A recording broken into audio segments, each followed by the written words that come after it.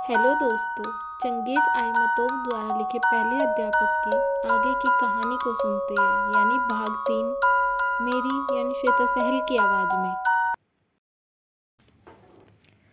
यह घटना 1923 में घटी थी। हाँ, उसी साल, उस जगह पर जहाँ इस समय हमारा सामूहिक फार्म है। उन दिनों गरीबों की एक छोटी सी बस्ती हुआ करती थी। उस समय मेरी उम्र 14 बरस की थी।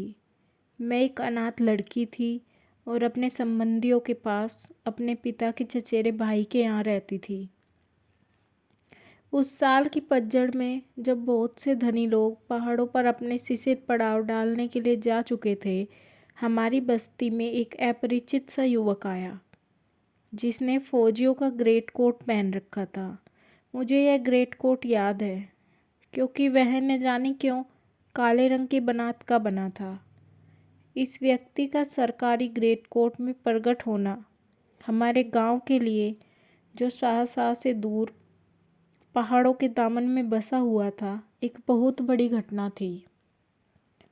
पहले तो यह कहा गया कि वह फौज में कमांडर था, इसलिए बस्ती में संचालक बनेगा।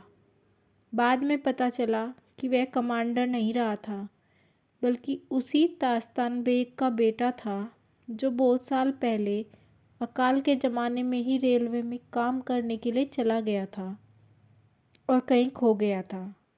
और उसके बेटे दुष्यंत को मानो स्कूल खोलने और बच्चों को पढ़ाने के लिए गांव में भेजा गया था। उन दिनों स्कूल और पढ़ाई जैसे शब्द बिल्कुल नए और लोगों की समझ के परे थे। कोई इन अफवाहों पर विश्वास करता तो कोई उन्हें कपोल कल्पना कहता, और बहुत संभव है कि स्कूल की बात लोगों के दिमागों से बिल्कुल ही निकल जाती अगर एक दिन सहसा सभा न बुलाई गई होती। मेरे चाचा बड़ी देर तक बड़बड़ाते रहे, यह भी ऐसी वैसी सभा होगी, छोटी छोटी बात पर लोगों का वक्त बर्बाद करते रहते हैं। परंतु बाद में उन्होंने अपने घोड़े पर जीन कसा और हर स्वाभिमानी पुरुष की भांति सभा में भाग लेने के लिए रवाना हो गए। पास पड़ोस के लड़के लड़कियों के साथ मैं भी होती। हाँफते हुए हम लोग जिस समय टीले पर चढ़े, वहाँ अक्सर सभाएं हुआ करती थी। तो सभा की कार्रवाई चल रही थी। पैदल और घोड़ों पर सवार लोगों की भीड़ के सामने काले ग्रेट कोट और पीले चेहरे वाला वही युवक टीले पर खड़ा भाषण दे रहा था। उसकी आवाज़ हम तक नहीं पहुंच पा रही थी। हम और निकट जाने ही वाले थे कि उसी समय फटे पुराने कपड़े पहने एक बुढ़ऊ मानो सहसा नींद से जागते और उसकी बात काटते हुए बोला, सुन बेटा। उसे हकलाकर कहना शुरू किया, पहले मुल्ला लोग बच्चों को पढ़ाया करते थे। हम तुम्हारे बाप को जानते हैं, वह भी हम जैसा ही गरीब फटेहाल आदमी था। अब जरा मेहरबानी करके इतना तो बता, तू कहाँ से मुल्ला बन बैठा है। दुष्यंत झट से उसकी ओर मुखातिब हुआ, मैं मुल्ला नहीं हूँ, आजकल मैं कौम सोमोल का सदस्य हूँ। अब बच्चों को मुल्ला लोग नहीं, अध्यापक पढ़ाया करेंगे। मैंने फ़ौज में पढ़ना सीखा था और इससे पहले भी मैंने थोड़ी बहुत पढ़ाई की थी। ऐसा ही मुल्ला हूँ मैं। यह बात है, शाबाश, प्रशंसा की आवाज़ें आई। युवा कम्युनिस्ट लीग ने मुझे आपके बच्चों को पढ़ाने के लिए भेजा है। इसके लिए हमें किसी मकान की ज़रूरत है। मैं सोचता हूँ कि आपकी सहायता से ज़रूर स्कूल का प्रबंध इस टीले वाले वीरान अस्पताल में किया जा सकता है। इस बारे में आपकी क्या राय है भाइयों? लोग असमंजस में पड़ गए, मानो वे मन ही मन अनुमान लगा रहे हो कि इस आदमी का मकसद क्या हो सकता है। झगड़ालू सातिमकुल ने इस चुप्पी को तोड़ा। उसके अड़ियलपन के कारण लोग उसे झगड़ालू कहकर ही बुलाते थे। काफ़ी देर से वह जीन पर कोहनी टिकाए बातचीत सुन रहा था और कभी कभी दांतों के बीच से थूक रहा था। ठहरो छोकरे, सातिमकुल ने आंखें सिकोड़ते हुए कहा, मानो निना साध रहा हो। बताओ तो, हमें इस स्कूल की ज़रूरत ही क्या है? ज़रूरत ही क्या है? दुष्यंत इस सवाल से चकराया। ठीक ही तो है, भीड़ में से किसी ने कहा, और एकाएक हलचल सी मच गई। लोग ज़ोर ज़ोर से बोलने लगे। हम किसान हैं, मेहनत करके ज़िंदगी बसर करते हैं।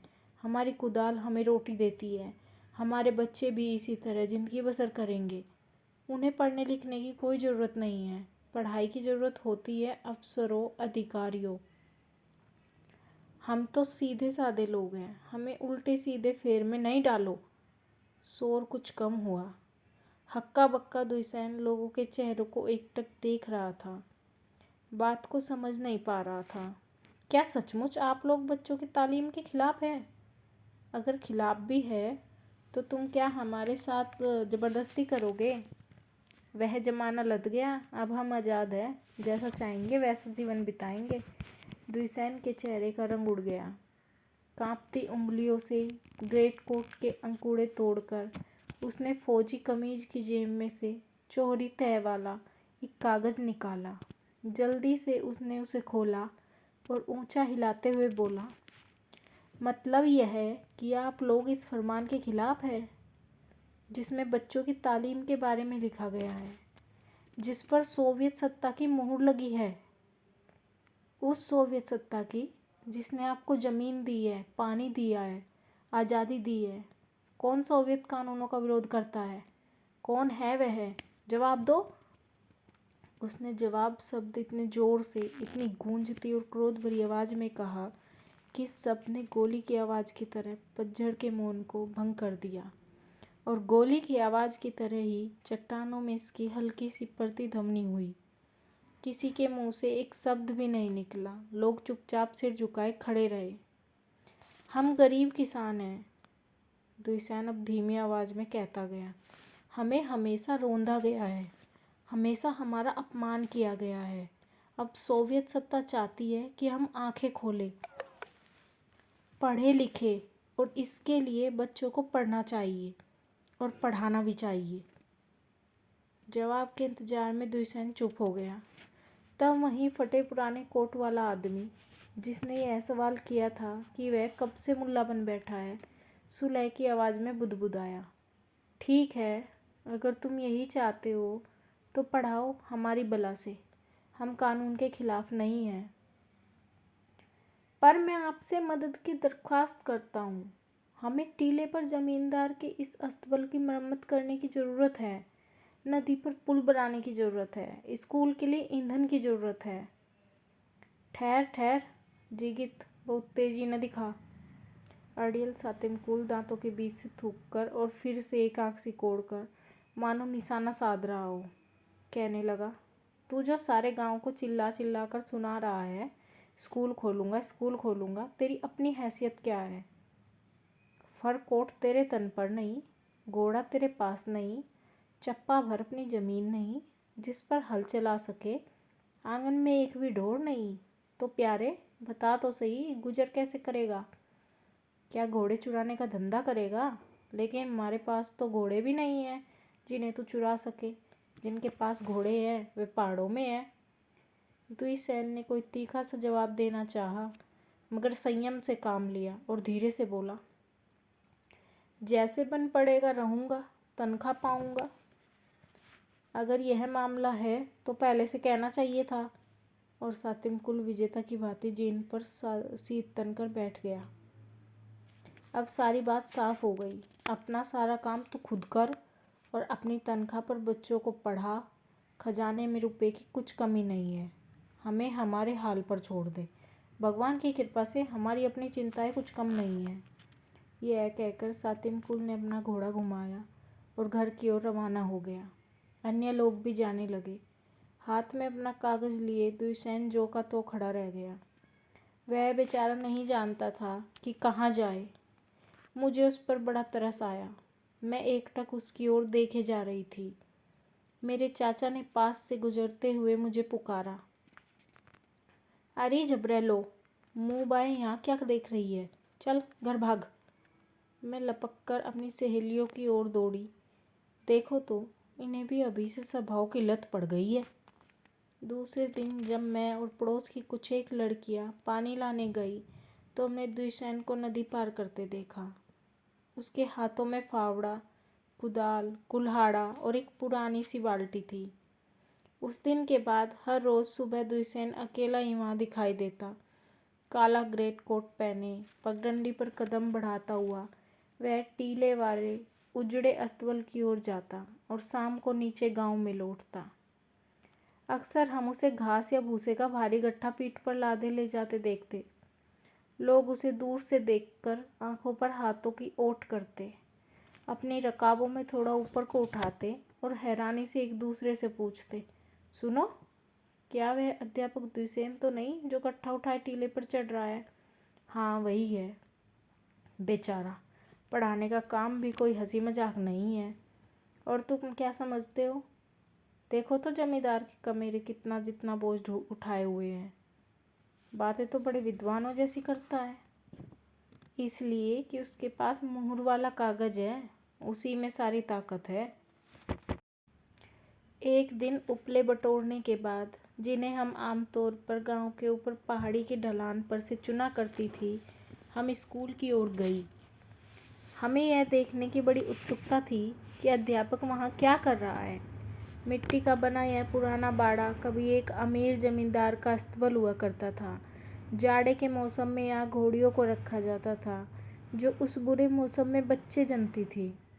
सोवियत सत्ता कायम होने पर अमीर जमींदार कहीं भाग गया और उसका अस्तबल उजड़ा सा पड़ा रह गया। वहाँ कोई भी आता जाता नहीं था और अस्तबल के चारों ओर झाड़ झंकाड़ उगाए थे।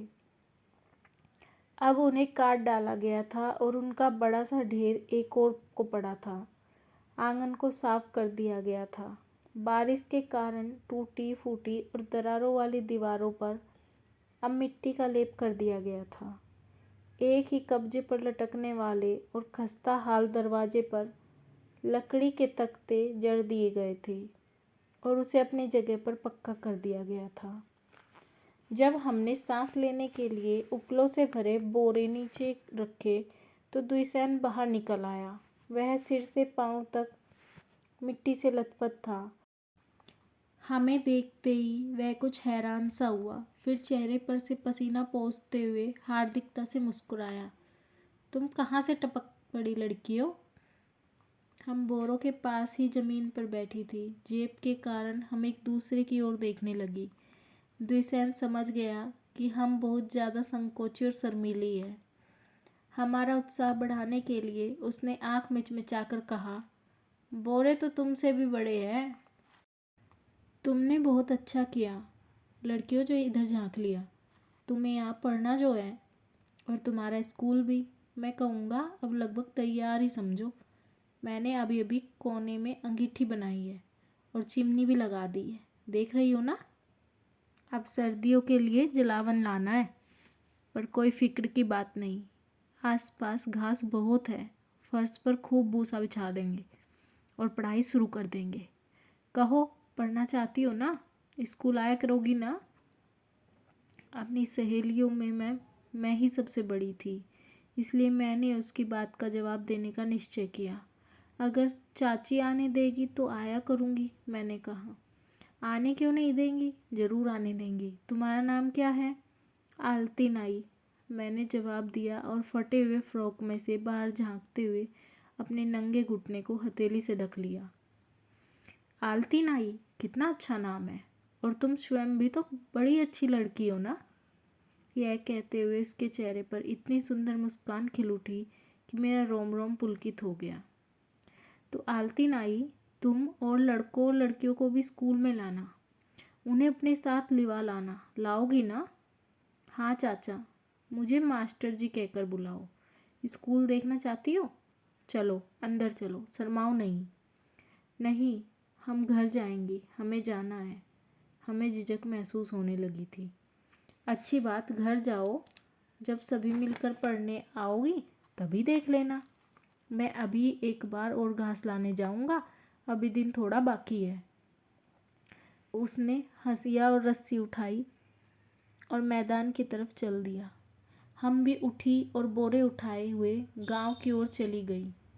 सहसा मेरे मन में एक अप्रत्याशित सा विचार उठा।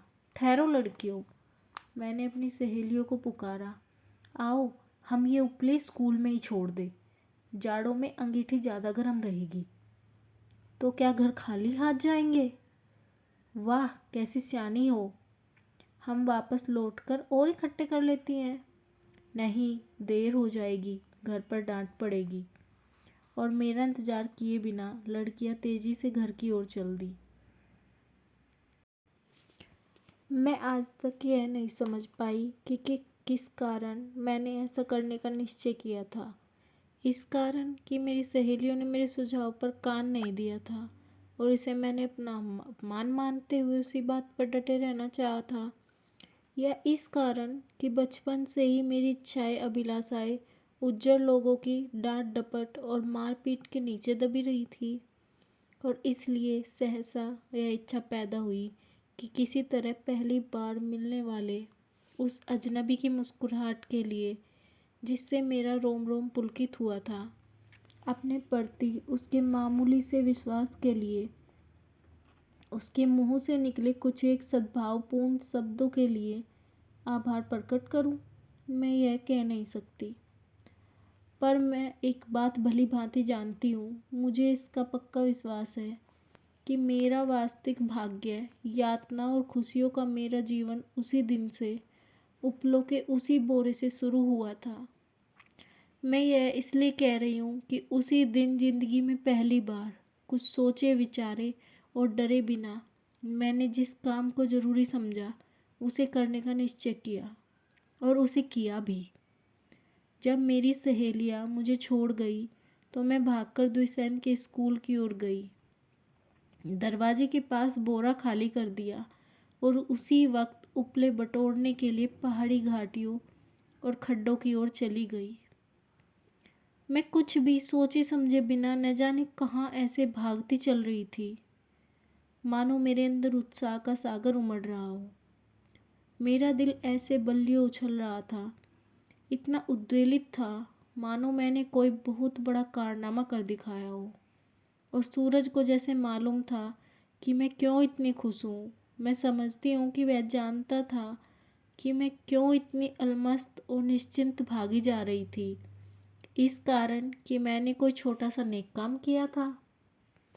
सूरज पहाड़ों की ओर झुक चुका था, परंतु मुझे लगता था जैसे उसकी गति धीमी पड़ गई हो, मानो वह आँख भरकर मुझे देखना चाहता है।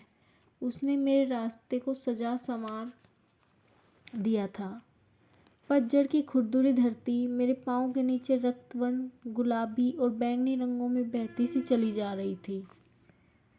सूरज की झिलमिलाती लो में जंगली पौधों के सूखे डंठल उड़कर आ रहे थे। ढेर सारे पैबंद लगी मेरी जैकेट पर चांदी का मुलम्मा चढ़े बटन चमक रहे थे। मैं आगे ही आगे भागती जा रही थी और मन ही मन फूली नहीं समाती थी। धरती, आकाश और हवा को संबोधित करते हुए मैं कहती, देखो मेरी ओर, देखो मैं कितनी मानिनी हूँ, मैं पढ़ूंगी, हाँ मैं स्कूल जाऊंगी और अपने साथ औरों को भी ले जाऊंगी। मैं नहीं जानती कि कितनी देर तक मैं इसी तरह भागती रही, पर मुझे सहसा याद आया, हाय मुझे तो उपले बटोरने हैं। और अजीब बात थी, गर्मी भर यहाँ अनगिनत ढोर घूमते रहे थे। यहाँ कदम कदम पर अनगिनत उपले हुआ करते थे, मगर अब उन्हें जैसे धरती निगल गई थी, या शायद मेरी आंखें उन्हें देख नहीं पा रही थी। मैं यहाँ वहाँ एक जगह से दूसरी जगह भागती हुई जाती थी, वे उतने ही कम मिलते थे। जब मैंने सोचा कि सूरज डूबने से पहले बोरा भर उपले तो मैं इकट्ठे नहीं कर पाऊंगी, तो मैं डर गई और उतावली करने लगी। जैसे तैसे मैं आधा बोरा इकट्ठा कर पाई। इस बीच सूरज डूब गया। घाटियों में शाम के साए जल्दी जल्दी फैलने लगे।